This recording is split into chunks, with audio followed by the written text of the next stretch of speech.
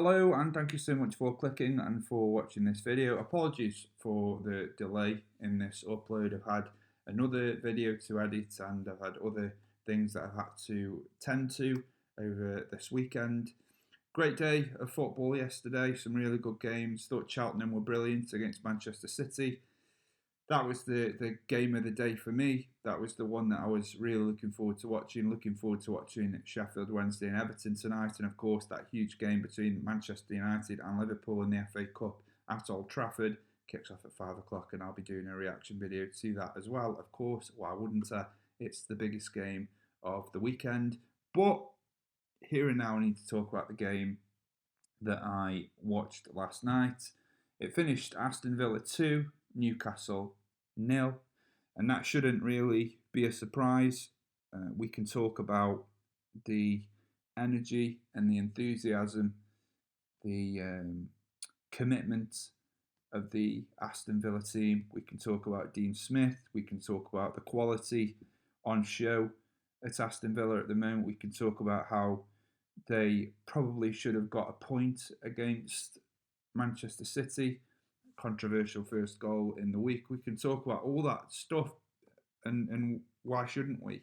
They're having a great season. Dean Smith is doing a fantastic job at Aston Villa. Got promoted last season, stayed up on the last game of the season. And this season, some people will say, oh, they're only where they are because there's been a drop off with other teams and because of COVID. No, I don't believe that's the case. There is quality in that squad. They were missing him again last night. I personally, for me, having watched Villa a few times this season, I think he has been the player of the season for them. So potentially he could have been a big loss for them last night. I think he's a massive impact on that team. And of course, we can talk about players like Trezeguet, didn't even play last night. We can talk about Traore, scored an amazing goal. Ollie Watkins, top scorer in the Championship last season. I think it was 26 goals in 50 games, correct me if I'm wrong. Signs for Aston Villa. Finally gets his goal after a mini drought last night and sets Aston Villa on the way.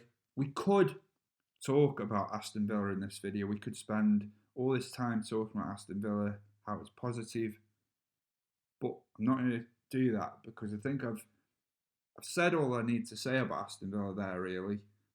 In a nutshell, what I've just said is how I feel about Aston Villa watching them this season. Positive team, on the up, have a great chance of getting into the Europa League. Committed, there's urgency, there's a lot of desire to play for the manager.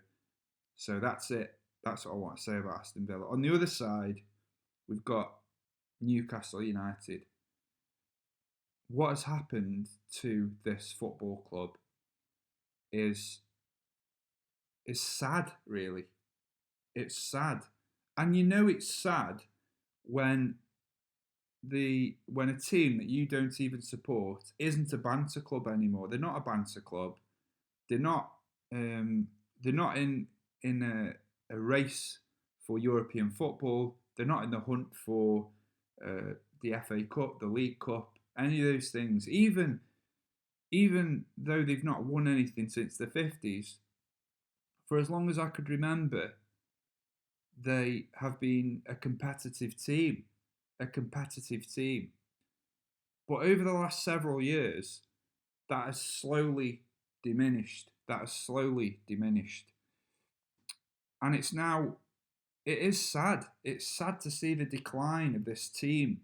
That when I was growing up, when I was first watching football, Newcastle were called the entertainers. Now, some people will say, well, they didn't win anything during that time. No, they didn't. But the word there that I've just used is competitive. They were competitive. They were in the Champions League. They were competing for the FA Cup. They were in 2 FA Cup finals.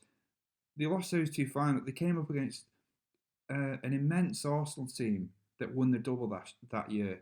And they came up against a Manchester United team the year after that won the treble, the Premier League, the FA Cup, and then, of course, that Champions League.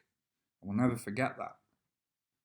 But Newcastle United under this new ownership, structurally, it's just all over the place. You could just see. And look, I'm just an outsider looking in, but this is definitely having an impact on the performances. And you can chop and change your managers, but it ain't gonna change. It ain't gonna change. And I read an interview with Steve Bruce earlier this week talking about, and I paraphrase, he's talking about how it's felt personal.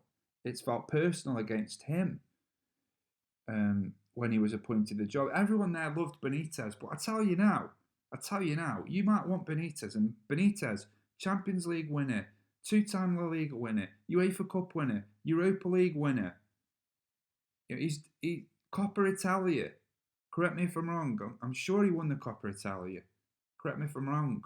But if Rafa Benitez, world-renowned manager, he's managed at Real Madrid. He's done it all. Regardless of what you say or what you think about the way it ended there, he's managed at Madrid, and he went from Madrid and he went to Newcastle, and he had a vision, and they didn't want to help him fulfill his vision. That club, the fans are ambitious. I've no doubt that Steve Bruce is ambitious, that Rafa Benitez was ambitious, that every manager that comes along is ambitious.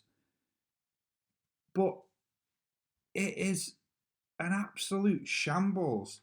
It's an absolute shambles. And I'm watching Newcastle at the moment because obviously, look, you don't have to be a Newcastle fan to sympathise with other fans of that club.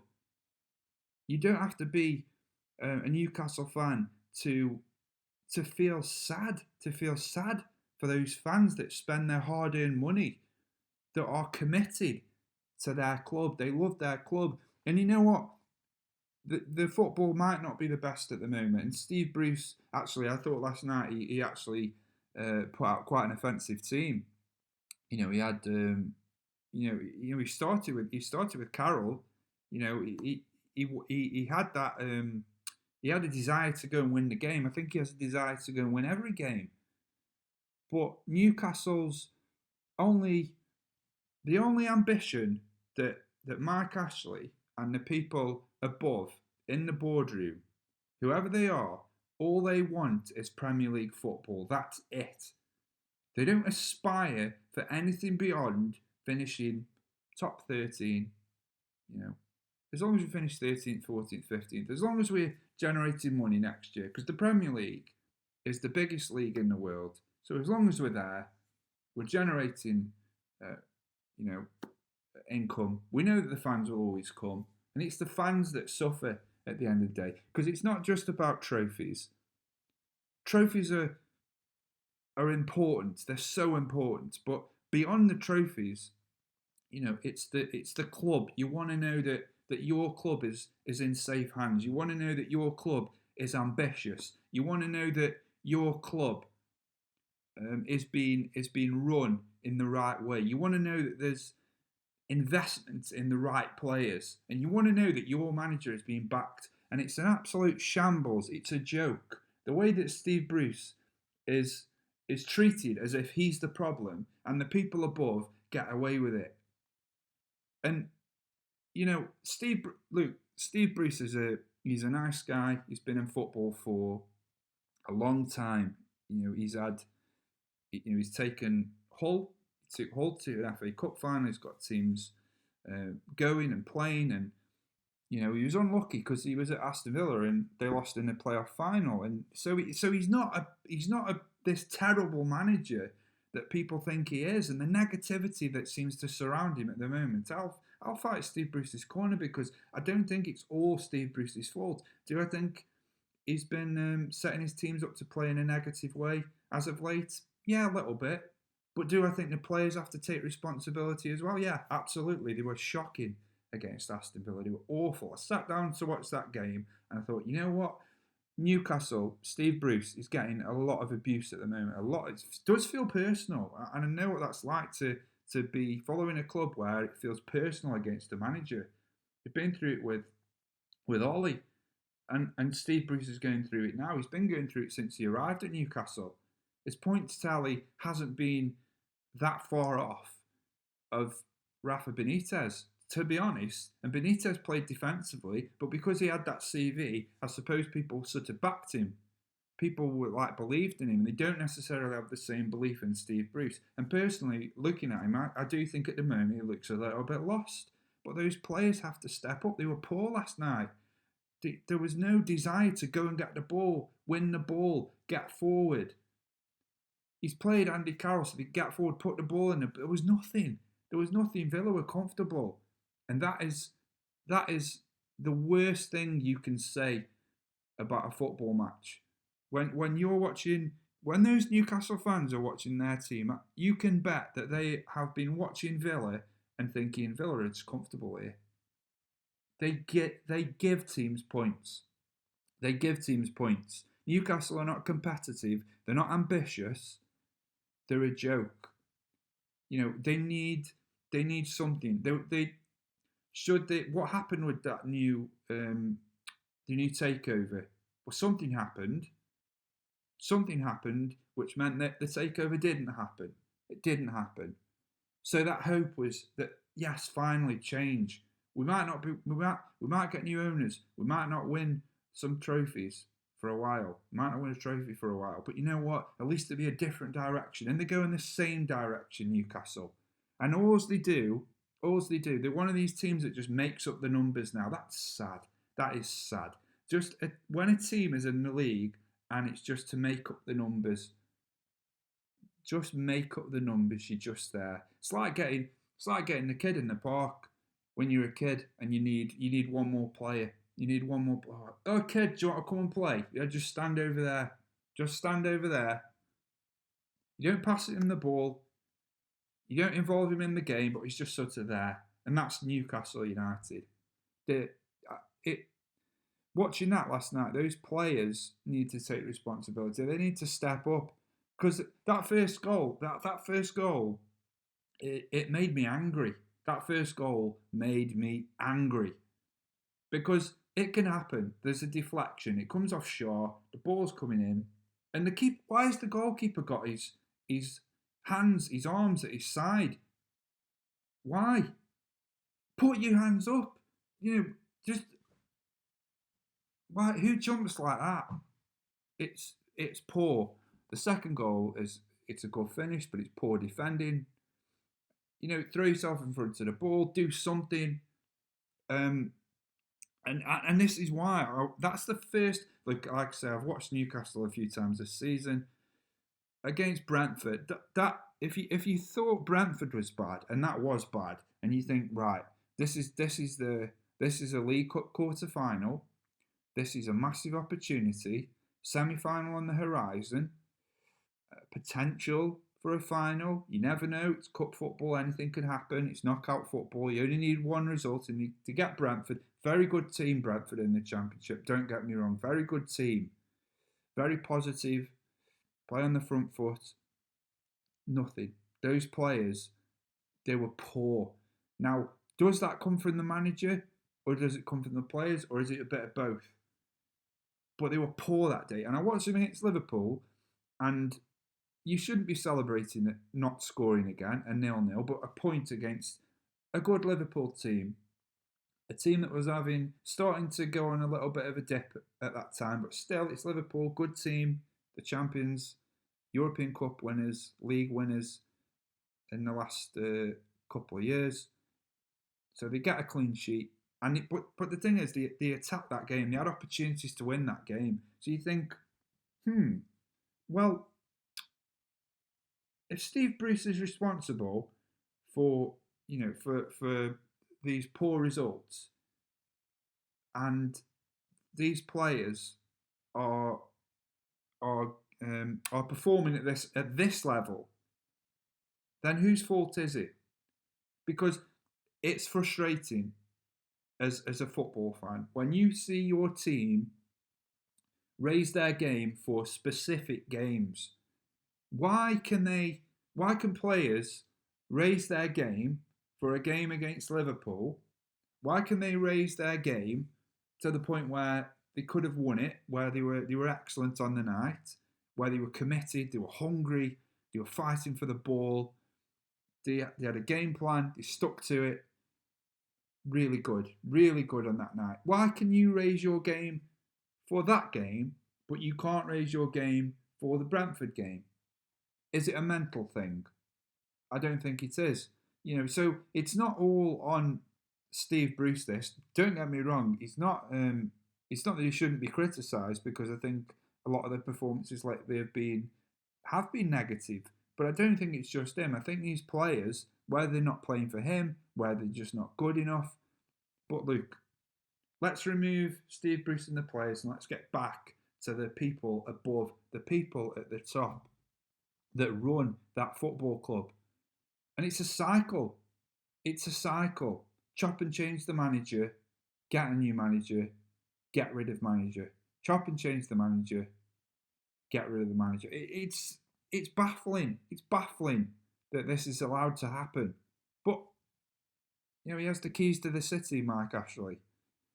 And I wanted to make this video because I watched that performance last night, and as bad as the players were, as poor as Newcastle were, the lack of commitment, the lack of desire to go and get the ball, do the basics, run, chase the ball down, make a tackle, do something, step up. Nothing, absolutely nothing in that game. The FA Cup, they go to Arsenal. You can lose to Arsenal. It can happen, but it's the same.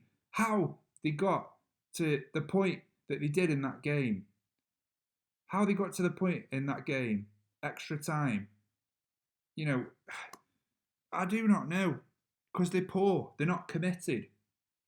They're a shambles. And it is sad. And it actually brings my piss to the boil, if I'm being honest. Watching teams like that. They just make up the numbers, turn up, don't perform, get paid a lot of money. And I feel for those Newcastle fans that have to endure this every single season. It's the same thing. Every single season, it's the same thing. There's just nothing. There's no ambition. There's no optimism. There's nothing. That club is dead under Mike Ashley. It is dead, and it has been rotting for a long time. And it's that last night was embarrassing. Embarrassing. You could say, oh, it was 2-0. Aston Villa are a good team. Well, look at the form. They are a good team. But Newcastle have got good players. Newcastle have got good players in there, and they have to step up their game.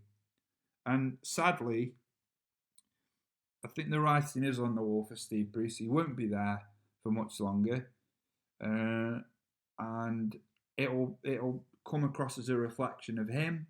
I think it was always going to be difficult coming in following Rafa Benitez, but Newcastle let one go there. They let Rafa Benitez go.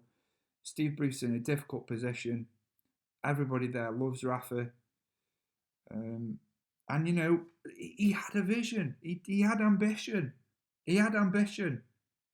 But Newcastle don't. Newcastle don't have ambition. They are a poorly run club. Their recruitment is poor.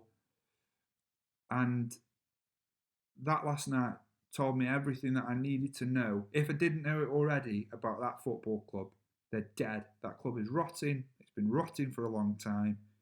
And they are going to get relegated this season. They'll probably come back up. And it'll be the same. So, if you're a Newcastle fan, I don't have to be a Newcastle fan to feel your pain. The pain I feel for you will be nothing compared to what you have to go through watching that week in and week out. But calm down now.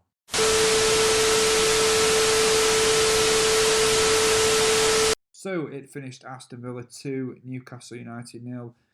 Big result for these two teams for very different reasons. Aston Villa, of course, can continue their push for European football next season and keep improving and building upon their first half of the season. For Newcastle, looks like it's going to be a long second half of the season for them. They continue to struggle to score goals. They continue to struggle to create chances, and they continue to slide towards the bottom of the table.